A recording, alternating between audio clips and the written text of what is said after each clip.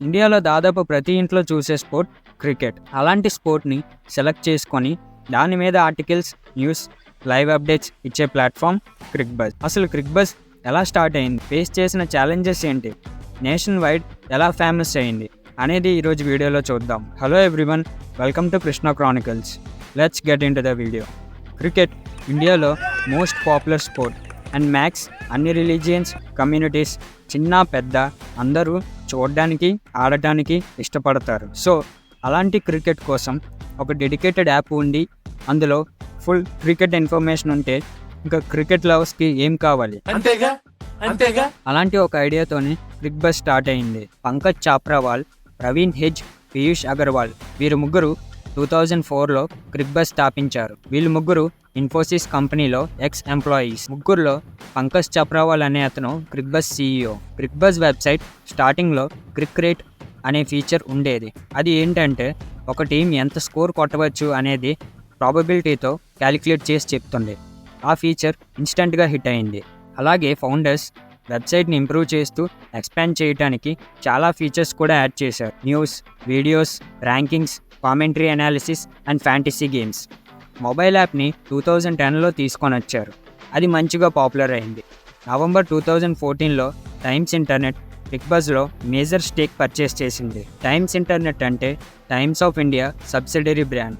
జనవరి 2015లో Times Internet Go Cricket అనే వెబ్సైట్ని పర్చేస్ చేసి క్రిక్బజ్తో మెర్జ్ చేసింది. అప్పుడు గో క్రికెట్ వెబ్సైట్ ఓపెన్ చేస్తే క్రిక్బజ్కి రీడైరెక్ట్ చేసేవారు. అలాగే గో క్రికెట్ యాప్ కూడా క్రిక్బజ్తో మెర్జ్ చేశారు. ఆగస్ట్ 2015లో ఇండియా శ్రీలంక టెస్ట్ సిరీస్ క్రిక్బజే స్పాన్సర్ చేసింది. అలాగే Cricbuzz podcast and live streaming కూడా స్టార్ట్ చేసింది. అలాగే కంటెంట్ని కూడా డైవర్సిఫై చేసింది. ఇంటర్నేషనల్ అండ్ డొమెస్టిక్ క్రికెటే కాకుండా women's cricket, T20 leagues, regional tournaments, emerging nations matches కూడా స్కోర్ అప్డేట్ చేసేది.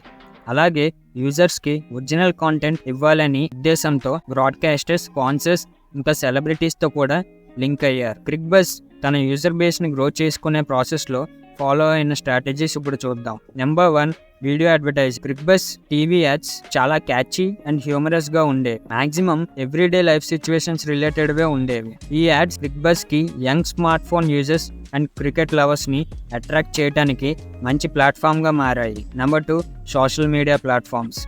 ఫేస్బుక్, ట్విట్టర్, యూట్యూబ్, ఇన్స్టాగ్రామ్ ద్వారా ఫ్యాన్స్ని ఎంగేజింగ్గా ఉంచడానికి interactive polls, posts, quizzes and contest run చేసేది. క్రిక్బజ్కి సోషల్ మీడియాలో చాలా లార్జ్ ఫ్యాన్ బేస్ ఉంది. ఒక ట్విట్టర్లోనే క్లోజ్ టు 5 మిలియన్ ఫాలోవర్స్ ఉన్నారు.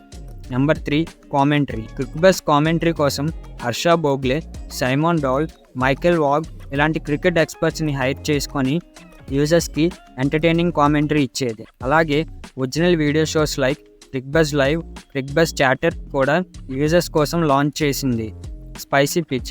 క్రిక్బజ్ లాంచ్ చేసిన వెబ్ సిరీస్ పేరు స్పైసీ పిచ్. అందులో ఇండియన్ ఫేమస్ క్రికెటర్స్ ఒక personal stories and journey, achievements, inspirations చూపించేవారు. Number 5, IPL song. క్రిక్బజ్ అలాగే అబ్ క్రికెట్ బజేగా అనే సాంగ్ని కూడా కంపోజ్ చేసి రిలీజ్ చేసింది IPL సీజన్ అప్పుడు. ఈ సాంగ్ హిట్ అవ్వడం వల్ల క్రిక్బజ్ యూజర్స్లో మంచి గ్రోతే వచ్చింది. క్రిక్బజ్ కాంపిటేటర్స్ చూసుకుంటే మెయిన్గా ICC official website, ESPN Cricinfo, cricket exchange and one cricket. Covid టైంలో దాదాపు 1.5 year మ్యాచెస్ లేనప్పుడు క్రిక్బజ్ పని అయిపోయింది అనుకున్నారు అందరూ. కానీ క్రిక్బజ్ మాత్రం స్ట్రాటజిక్ టైమ్అవుట్ అనే టైటిల్తో సోషల్ మీడియా క్యాంపెయిన్ చేసింది. కంటెంట్ ఏంటంటే సోషల్ మీడియా ఇన్ఫ్లుయెన్సర్స్ లాక్డౌన్ పీరియడ్ని ఎంత స్ట్రాటజిక్గా యూజ్ చేసుకున్నారని. ఈ కంటెంట్ వల్ల ఇన్ఫ్లుయెన్సర్స్ ఫాలోవర్స్ కూడా క్రిక్బజ్ వెబ్సైట్ని విజిట్ చేసేవారు. ఇలాగే guess the champion, mask India అని కూడా క్యాంపెయిన్స్ చేశారు. బోత్ వెబ్సైట్ అండ్ మొబైల్ యాప్లో రెవెన్యూ మేజర్గా యాడ్సెన్స్ ద్వారానే వస్తుంది. యాడ్స్ కూడా స్ట్రాటజిక్గా కంటెంట్ దగ్గర పెట్టేవారు. ఇప్పుడు ప్రెసెంట్ క్రిక్బజ్ ఇండియాలో మోస్ట్ ట్రాఫిక్ ఉన్న వెబ్సైట్లో 6th పొజిషన్లో ఉంది. సో ఫ్రెండ్స్, నెక్స్ట్ ఏ కంపెనీకి ఏ స్టడీ చేయాలో కామెంట్ బాక్స్లో పోస్ట్ చేయండి. అలాగే వీడియో మీకు ఇన్ఫర్మేటివ్గా అనిపిస్తే తప్పకుండా లైక్ చేయండి. ఇలాంటి బిజినెస్ కేస్ స్టడీస్ వీడియోస్ ఇష్టపడే మీ ఫ్రెండ్స్ అండ్ ఫ్యామిలీ మెంబర్స్కి ఈ వీడియో షేర్ చేసి ఇలాంటి క్వాలిటీ కంటెంట్ కోసం ఛానల్ని సబ్స్క్రైబ్ చేయండి. వీడియో పెట్టగానే నోటిఫికేషన్ రావాలంటే పక్కనే ఉన్న బెల్ ఐకాన్ని క్లిక్ చేయండి. So thank you for watching. మళ్ళీ నెక్స్ట్ వీడియోలో కలుద్దాం.